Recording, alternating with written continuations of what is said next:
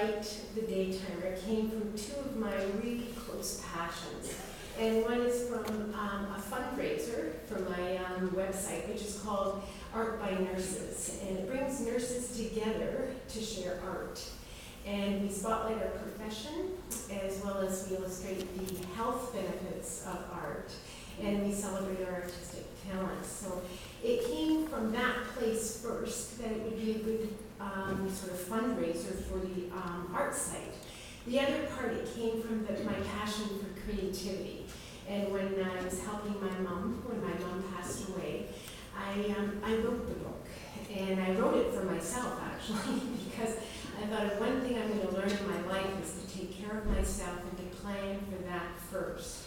So this unique Daytimer is very different in that it sets it up in a very non-traditional way, in that you have a column for self-care, a column for passion, before you can actually even have a column for the work or the tasks or all the things you have to juggle.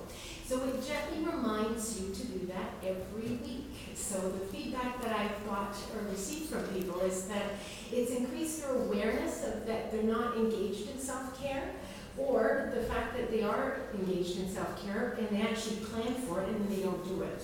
So that's a funny part. The other piece of what you're going to learn using the Daytimer is leadership. Each month I have one of my paintings, The Art of Nursing Leadership, that marks the front of the month.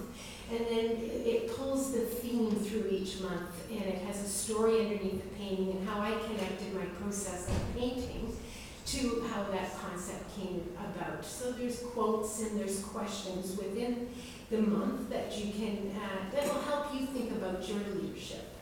And the other piece that you'll learn is community building. A percentage of the sales of each of the Daytimers goes to an art fund for nurses, with the intent to help nurses maintain their health.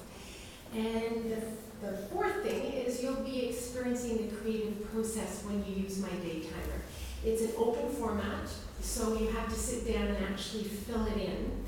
And the unique piece about that is that I start mine in July, which is very not what the Daytimers are out there. So I sit down with my markers and my paints, and I creatively fill out my weeks for the full year, and then it's my own. So you can experience the creative process and hopefully tap into that piece of your life. So we all know with the economic crisis and the environmental issues that we are facing, it's a very underutilized process, is creativity. So that's all I have. I just had 2 minutes prepared. Oh, and I'm on the 1 minute mark. So come and see me. I've got 2, one for women and one for nurses.